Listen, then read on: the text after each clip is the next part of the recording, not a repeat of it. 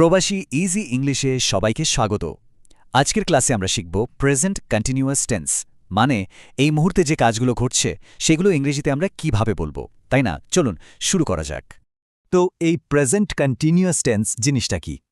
এটা আমরা ঠিক তখনই ব্যবহার করি যখন কোনো কাজ ঠিক কথা বলার সময়ই চলছে।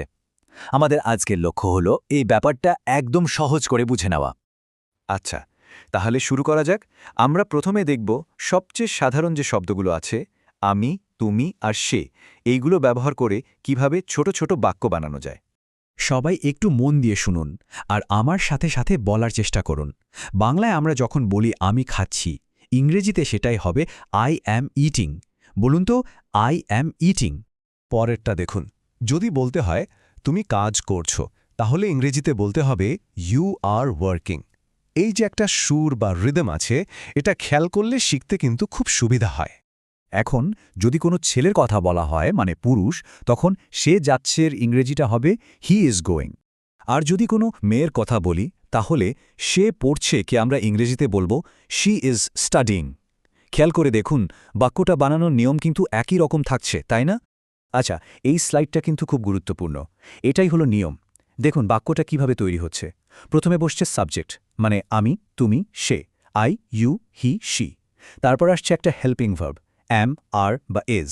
আর একদম শেষে মেইন ভার্বের সাথে একটা আইএনজি যোগ হচ্ছে, যেমন ইট হয়ে যাচ্ছে ইটিং। সহজ, তাই না? বাহ, বেশ ভালো এগোচ্ছি আমরা।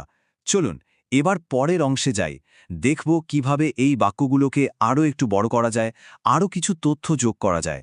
যেমন ধরুন, যদি আমরা সময়টা বোঝাতে চাই, মানে এখন, তাহলে বাক্যের শেষে শুধু নাও শব্দটা বসিয়ে দিলেই হবে। আমি এখন খাচ্ছি হয়ে যাবে আই অ্যাম ইটিং নাও।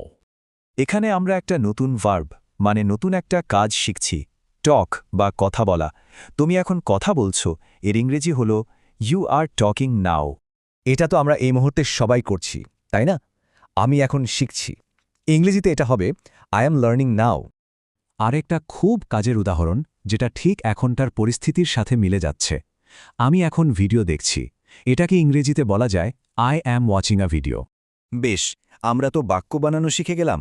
এবার তাহলে দেখা যাক এই নিয়ে প্রশ্ন করতে হলে কিভাবে করব, আর উত্তরই বা কিভাবে দেব। ধরুন কাউকে জিজ্ঞেস করতে হবে যে সে কাজ করছে কিনা। বাংলায় আমরা কিভাবে জিজ্ঞেস করি? আমরা বলি, তুমি কি কাজ করছো? ইংরেজিতে এই প্রশ্নটা করতে গেলে একটা ছোট্ট পরিবর্তন আনতে হবে। হেল্পিং ভার্বটা, মানে আর, সেটা সামনে চলে আসবে।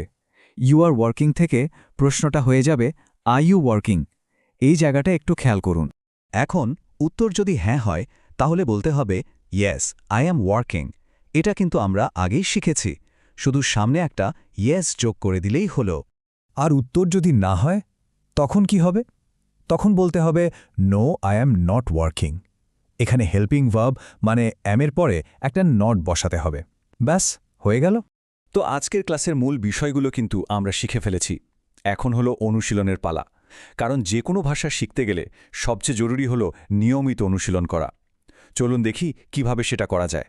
এখানে 3টা খুব সহজ ধাপ বলা আছে। প্রথমত, নিজের চারদিকে তাকিয়ে দেখতে হবে কি কি ঘটছে, আর সেগুলো ইংরেজিতে বলার চেষ্টা করতে হবে।